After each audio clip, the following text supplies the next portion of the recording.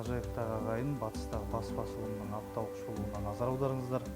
Қазір қоғамдық кеңестердің жаңа құрамын қалыптастыру көпшілік арасында қызу талқыланып жатыр. Осы орайда журналист Бауыржан Махмутұлы облыстық қоғамдық кеңестің төрағасы Ербол Салықовпен сұхбат жүргізді. Сұхбат үн парағымыздың 26 ақпандағы санында ашық диалогқа әркез әзірміз атауымен жарық көрді.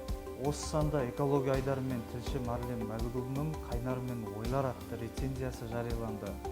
Рецензияда Қайнар Олжайдың «Жер мен аспан арасындағы дастан» кітабындағы экологиялық очерктердің ерекшеліктері жайлы сөз қозғалған.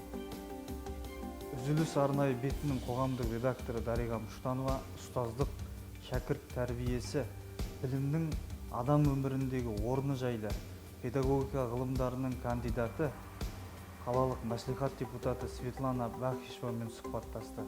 Сұхбат газетіміздің 8-ші бетінде мәңгілік тақырыпқа диалог атауымен жарыққа шықты.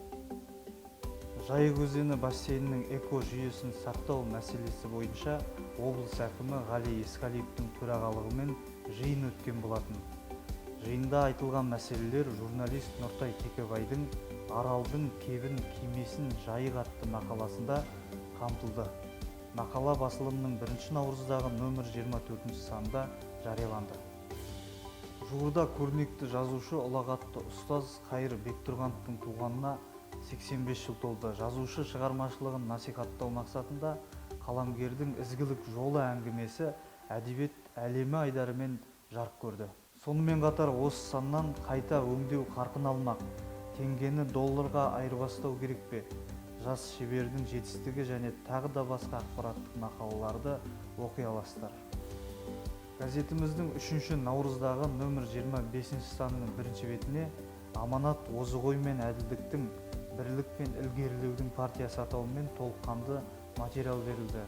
Материал президент Қасым-Жомарт Тоқаевтың қатысуымен Нұр Отан партиясының кезектен тыс съезі жайында. Жиында саяси партия атауы «Аманат» деп өзгертілді. 10-шы бетте мәселе айдары мен журналист Гүлбаршын Әжігерееваның «Мектеп директоры прораб емес» мақаласы жарияланды. Мақалада мектеп құрылысына мектеп директоры емес, құрылыс мекемелері жауапты болуы керектігі айтылған. Сонымен қатар осы саннан үзіліс арнайы бетінің қоғамдық редакторы Дариға Мұштанованың дәстүрлі өнер жолын жалғастырушы, термеші, әнші Баян Қабиевамен жүргізген сұхбаты мен журналист Есенжол Қыстаубаевтың денсаулық сақтау саласына түбегейлі өзгеріс қажет мақаласын оқи аласыздар. Орал өңірінің әр санын асыға күтіңіздер. Газет сіздерді өңірдің әдеби-мәдени өмірі, тыныс-тіршілігі, облыстың хал-ахуалын жақсарту мақсатында жасалып жатқан жұмыстар туралы үнемі хабардар етеді.